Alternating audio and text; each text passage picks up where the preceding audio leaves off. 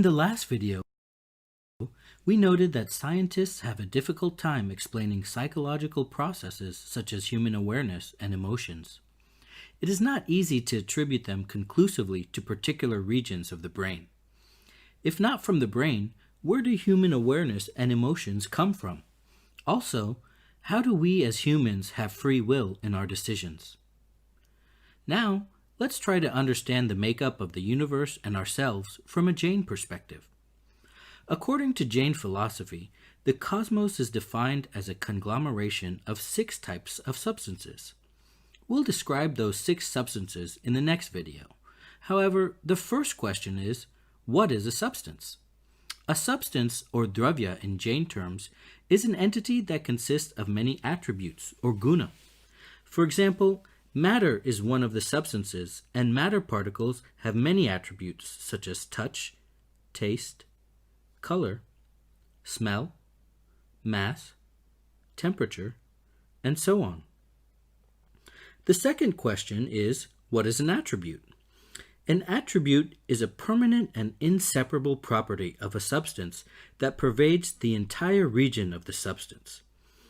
Each attribute represents a functionality of the substance.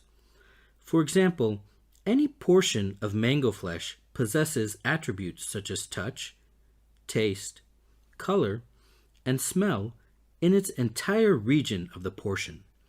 It is never the case that touch exists in one portion and smell exists in another portion. All attributes pervade the entire region of the substance and exist simultaneously. All substances have infinite inseparable attributes, and all attributes within the substance coexist without interfering in each other's functionality. In the example of the mango, colors such as green and yellow manifest in the color attribute, while tastes such as sour and sweet manifest in the taste attribute. These attributes can be classified in 2 types: common attributes that are found in all 6 substances, and special attributes that are specific to each individual substances. We'll study the details of those common and special attributes in future videos. Each attribute within a substance has continuously changing manifestations, modes, or states called paryay in Jain terminology.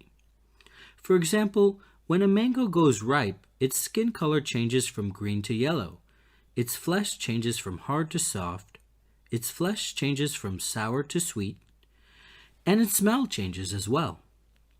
States or modes within the attributes can change every samai, which is the smallest unit of time. 1 second consists of innumerable samai. During every samai, a new state emerges from the substance, while the attributes remain unchanged.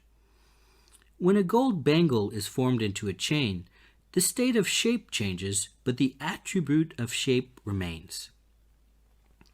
The attributes of a substance can never be separated from the substance because they are inherent properties of the substance.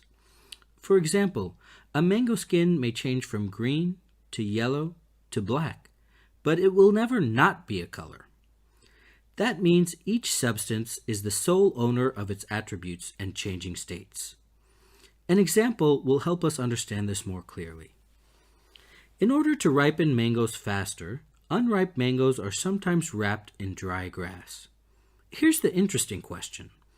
When the mango was unripe, it was sour, and when the mango is ripe, it is sweet.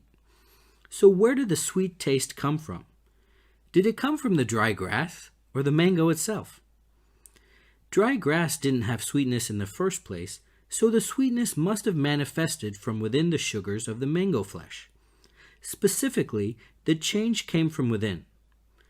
If this concept makes sense to you, then here's something for you to think about. Where does stress come from? From within us or outside of us?